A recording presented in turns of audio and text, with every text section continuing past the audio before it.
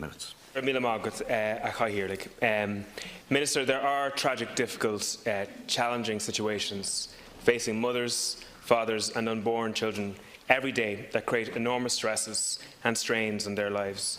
Many people experience a level of darkness and a level of difficulty that I will never experience myself. And I believe that our approach to these families, our friends, our neighbours, our relations should be founded on compassion. And while it's impossible to discuss this issue without using some language that some people will find contentious, it is never my desire in any way to be seen to be making judgments with regard to anybody's decisions around this particular issue. But I believe passionately that the solution for one person can never be the ending of a life of another human being. And I believe that every single individual should have an equal right to life. Now, this is the first time that I've had a chance to speak since the referendum, so I just want to say I want to give a heartfelt thank you to everybody that was involved in the Right to Life campaign over the last number of years. There were over 100,000 people throughout the 26 counties who were involved in one of the largest people-powered campaigns in generations. Ordinary people marched in their hundreds of thousands. They distributed leaflets, they knocked on doors, they designed and created social media, and they lit up the streets with regards to their campaigning abilities on the pro-life side. And they did so without the support of really any political party and any media either. In actual fact, in many cases there was hostility from political parties, individuals and media with regards to the pro-life campaign. And they should realise that they did an amazing thing.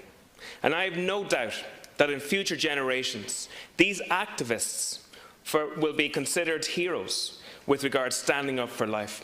Because life is the most valuable thing that we have.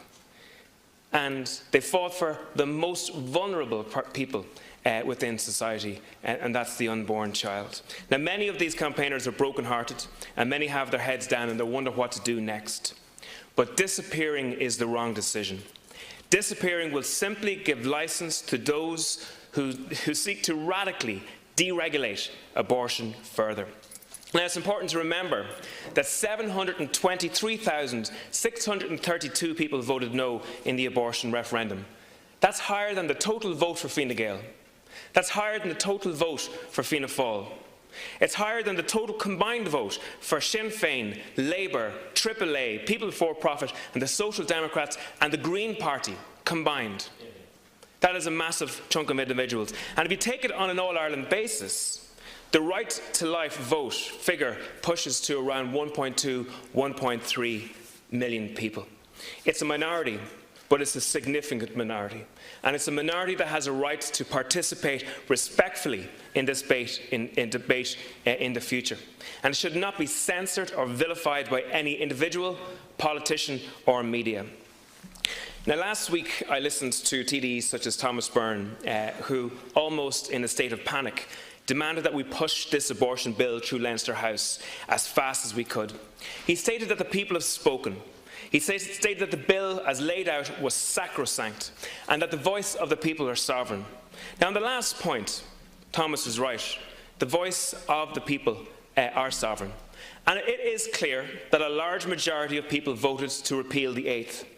It is clear that the democratic will of the Irish people must be respected. Abortion will be made legal in Ireland, and we have to accept that. But Thomas is wrong that the people of Ireland voted for this particular bill, and I have a different view than my party colleague on this. It's simply untrue. The chair of the Referendum Commission, Justice Isabel Kennedy, stated before the referendum that the vote was simply to repeal the 8th Amendment only. She made it clear that legally the vote did not include the legislation. She made it clear that it meant deleting the 8th would leave it to the Dáil in the future to legislate on the issue. Now, every politician worth their salt around here likes to interpret the result of a referendum. And indeed, most times you cannot be contradicted for your interpretation of a referendum, except in this case you can, because RTE carried out an exit poll on the day of the referendum. And that exit poll was about 4 times the sample size of a normal opinion poll that consumes the minds of the politicians in this particular area here. And like all decent opinion polls, it gives a snapshot. There is a margin of error, for sure, and that margin of error was actually on the pro-repeal side, because a lot of the Right to Life voters were shy on that day. Now, it's asked the question, scientifically. It said, if a majority of voters vote yes to the referendum, the Oireachtas will still be able to implement strict restrictions on abortions in Ireland. 60% of the people in the poll, of the voters of that day, agreed with that statement. Now, crucially, this particular question says that it said on whether or not voters favoured abortion without restriction for 12 weeks gestational age of the child. Now, the majority of voters in Munster, Connacht and Ulster did not agree with this aspect of the bill. And actually, if you take the state in total, 50% of the people, roughly, who voted on that day, according to that poll, stated they did not agree with abortion on demand. It's not incredible? So with all the talk here that the people knew that exactly what they were voting for, and they were voting on every minute element within the bill, the opinion poll states actually, scientifically, that's factually incorrect. It goes further. 20% of the yes voters on that day said that they did not agree with abortion being available on demand. So, over 250,000 people who voted yes stated that they did not agree with abortion being made on demand. Now, referendums are very simple issues. They are binary questions. People are asked to vote yes or no, but they definitely cannot be asked to vote on every single minute aspect of the bill itself. Finally, people talk about there shouldn't be opposition to this bill. Let me tell you, if you want to make bad law, the best way to go about it is to delete democratic opposition within this chamber against a particular bill, because that is a form of test to any development of a bill. It's a rigorous way of making sure that that bill will function in the future. So nobody should be shy with regards rigorously challenging this particular bill. Now, Thomas Byrne's desire to get this through as fast as he could through the Dáil, I think, said more about the internal civil war in Fianna Fáil on this particular issue and a lot of other issues, rather than the sovereignty of the people. But what Thomas has forgotten is that even if this bill passes, this issue isn't going away. Because once you cross the Rubicon with regards to life, once you take the massive decision, which the Minister has, that every life, or if you move from a position of every human life should be protected in law, to the position that you can legally end human life, well then restrictions become increasingly meaningless. Now, TDs have admitted that they're on a journey, and there's no doubt in my mind that TDs will continue on that particular journey over the next while, and there's still a strong pro-abortion lobby looking to push for further deregulation of this. But mark my words, abortion will be a live political issue for the years to come, and any of the pro-life TDs who think that by keeping their heads down now that this will go away are seriously mistaken. Now, I want to turn my attention to the position of the bill. The bill defines abortion as a medical procedure intended to end the life of the fetus. A medical procedure that's intended to end the life of the fetus. That's the most important sentence within the bill. And Minister, you have to agree that is a sobering line. Did you ever think, Minister, that you would end up voting for that particular line to be put into place in legislation? That line would be part of your legacy. Now, I listened to Minister Catherine Sapone on the media said, it's not a life. She said, and I quote her, it's a potential life. But that's not what the bill says, Minister Sapone. It says it's actual life. And that's all any of us have. Now, for each, I'm always banging on this in this chamber that every time we vote on a particular issue in this Dáil, we are directly responsible for what happens as a result of that.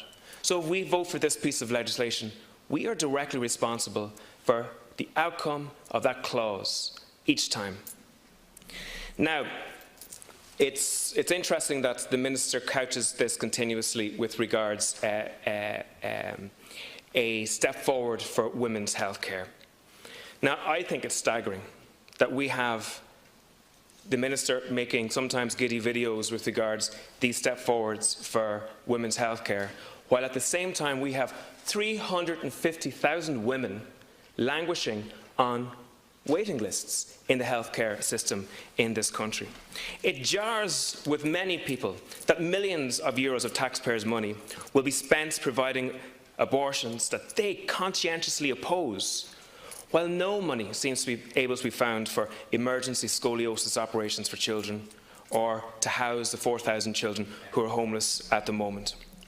Now, Minister, in a recent poll from Amoric Research, voters are opposed to taxpayer-funded abortions, including 44% of yes voters, and it's no wonder.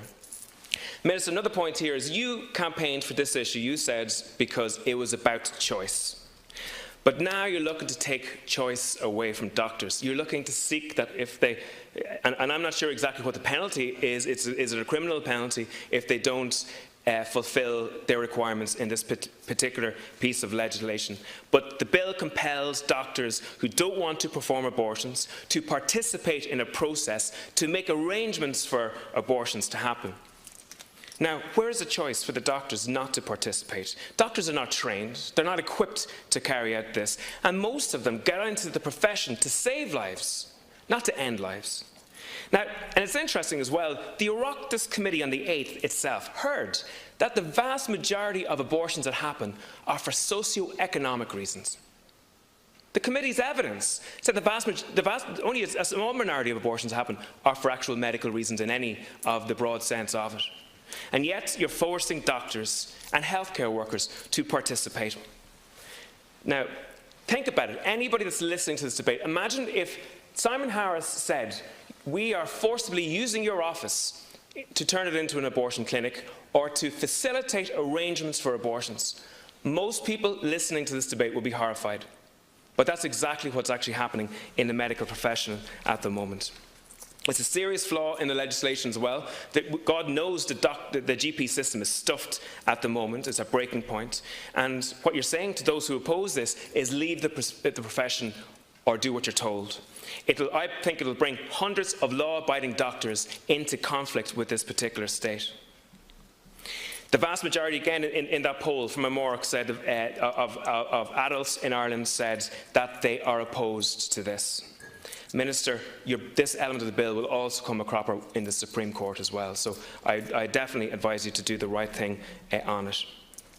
I'll be proposing a number of amendments, Minister, at committee stage in an effort to remove some of the most damaging elements of this bill. And you made a number of statements during the campaign that I believe now should be translated into definitive legislative safeguards. Now, one of the main difficulties I have with abortion is that it impacts minorities far more. So if you are female, if you have a disability, if you're from an ethnic background, or if you are poor, you are far more likely to be aborted. So, while campaigning for this particular bill, you said that nobody will be allowed to have an abortion in this country on the basis of disability. So will you now support a definitive amendment to actually prevent abortion in the case of disability, Minister? Let's translate that pre-referendum promise into an amendment. Now, it's estimated that there are 100 million missing women in the world at the moment due to abortion or gender infanticide. Now, the Labour Party in Britain are currently seeking to outlaw gender selection abortion. In Britain, they are looking to outlaw it. So I'm saying to you now, Minister, will you support an amendment that definitively outlaws gender selection abortion in this country? Now, it's generally agreed as well that the minimal necessary neural pathways for pain are in place around 24 weeks gestation, but many experts, Minister, are of the understanding now that those pathways may be in place pre-24 weeks gestation that can actually experience pain. So, Minister, I'm asking you, will you make it unlawful for an abortion or any harm to be carried out on an unborn child who can potentially feel pain? And that's an important question we need to deal with. Now, Minister, one of the most heartbreaking elements of abortion, in my view, is the cases where abortions are carried out that are not successful and the child survives the abortion but is, I suppose, so injured that they pass away. This happens in most abortion regimes. Now, I think it would be humane for the Minister to say that in that case, that the healthcare professionals gathered around must save the life of that child and make sure that that child is protected in future. I had the pleasure of meeting a woman from the United States who came over to Ireland who is an abortion survivor herself, and she went through this particular experience. And only that a nurse at the time actually removed her from that cold silver dish and actually helped her that she is alive today. So I think that would be worthy, Minister, of putting in as an amendment. Again, in a recent poll carried out by Oireachtas Research, the vast majority of Irish people stated that they favoured medical intervention in that circumstance. Information is key in this, and in fairness to the British, they are very good with regards to the information they collect from their abortion services. And indeed, many on the pro-life or the pro-choice side have been using those statistics for years. In this country, I'd be a little bit concerned that we can, purposefully not collect enough information at such a level in a way maybe to hide this particular issue going forward. But for the sake of the women, for the sake of the children, for the sake of policymakers and politicians and the general public in future, I think it's wise to really ensure that all of the information that's generated through your particular plan will actually be collected on an annual basis, and that we'll be able to review that on a regular basis as well. We hear about choice and indeed information, and I would believe that really good information is important for informed choices. I believe that a person who is considering having an abortion should be offered a potential of an ultrasound, to see the ultrasound before they proceed. Not that they're forced in any way at all, but that they have the choice whether or not to see the ultrasound. And I think that maybe should be provided for within the legislation as well. And indeed, 8 out of the 10 people that answered the Oireachtas research stated that that was something that they would support as well. Just a couple of questions that I have to ask you about the will as well. With regards to children who seek to have an abortion, will it be the parents' decision whether or not they proceed with the abortion? And will it be the case that the parents are notified with regards to whether they have an abortion or not? I know it's a grey area in other medical elements, and I want to see just where the Minister stands on that. The other point that I would say here is that just as interesting, I spoke to a number of TDs very recently, and just the reason I'm reminded about this is because of the previous conversation about that people were voted exactly on the bill. I've spoken to a number of TDs in here at the moment with regards to the bill, and 2 of them, didn't know that there's abortion available up to 24 weeks in this bill. It is worth reminding that even in this chamber there is a lack of knowledge with regards to what's actually at stake here. There's another element I want to ask you a question about, Minister. In the case of a child with life-limiting conditions, it says that the child is likely not to survive beyond 28 days, I think it is. What does it mean, likely? Is it 51% or more chance that the child won't live beyond 28 days? Because if that is, that's a very low bar. It means that it has a failure rate of about 49%. And I know of children who, when brought to full term, confounded the doctors because they were actually fully healthy children, even though the doctors told the parents that they should have an abortion because they felt that the child had a life-limiting condition. I'm going to conclude with this particular issue. I think it's really important as a country now that despite the fact that this bill is coming to pass, that we have the necessary supports for women who are in really difficult positions and situations that they find themselves. I think the Minister needs to double down with regards to investment into maternity services, perinatal hospice care, rape crisis supports, health services, housing, childcare and equal pay. And a couple of weeks ago, we saw a family who were forced to stay in a Garda station with their children. And Twitter was lit up with angry people saying, how dare this woman have these children that she can't afford? Is this what it's going to be, Minister? Is this the new Ireland? Free abortions, but no chance of a roof over your head?